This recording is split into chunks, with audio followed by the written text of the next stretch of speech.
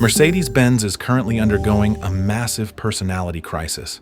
For the past few years, their electric vehicle lineup looked, well, like bars of soap. They lacked presence. They lacked edge. But right here, this is the brand new all-electric C-Class, and it might just be the car that saves their electric future. This isn't an internal combustion engine model with a battery slapped under the floorboards. It's built on a completely dedicated 800-volt skateboard architecture. It's wider, lower, and visually more aggressive than any electric executive sedan Mercedes has built before. Today, we're breaking down whether this bold new styling direction can actually dethrone its upcoming nemesis, the BMW i3. Let's address the elephant in the room, the exterior design. Mercedes-Benz has taken an incredibly brave, highly illuminated approach here. Up front, you get these highly intricate star-like headlamps. It's fancy, it's unashamedly digital, and at night, the road illumination is spectacular, because of course it is. It's a Mercedes. Compared to the traditional, stately lines of the past, this fastback shape gives it an entirely different type of road presence. It exists in this ultra-modern space that directly challenges Munich. For me, personally, it is a dead-heat, razor-thin tie between this and the upcoming BMW i3 sedan in terms of raw proportions. But looks are only half the battle. The real shock happens the second you step inside. If you think the exterior is a departure, the cabin is an absolute digital sanctuary. The first thing that catches your eye is this breathtaking, dash-spanning display that completely dominates your field of vision. But let's talk about the controversy. The absolute absence of physical buttons.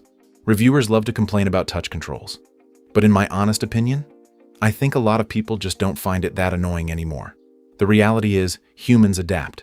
We get used to change, we configure our profiles, and we move on. Once you spend a couple of days in here, the haptic workflow becomes second nature. And when night falls, this is where Mercedes completely alienates the competition. The theatrical integration of the ambient lighting system, synchronized with the sound visualization, transforms this cabin into an absolute high-end lounge. It doesn't just feel premium, it feels alive. Underneath this fancy sheet metal is where the technical weight lives. This dual-motor layout pushes serious performance numbers, targeting nearly 480 horsepower in the initial trims, launching you to 60 miles per hour in under 4 seconds. But the real headline is the 800-volt architecture. Because it runs on a true EV platform, you're looking at next-level efficiency.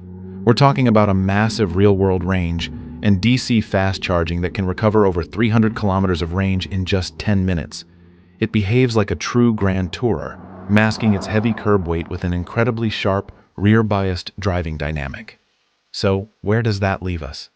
Mercedes-Benz didn't just build an electric alternative here. They completely re-engineered what an executive luxury sedan should represent in the modern era. It has the presence, it has the tech, and it has an undeniable acoustic and visual personality. But is it enough to definitively beat Bavaria? Like I said, on paper and design, it's a neck-and-neck battle with the BMW i3. But I'm saving the final verdict for my upcoming i3 review. That's where I'm going to reveal exactly which car owns the superior road presence, the better overall execution, and the ultimate crown for existence in this segment. Let me know in the comments if you're choosing the star badge or waiting for Munich's answer. I'll see you in the next one.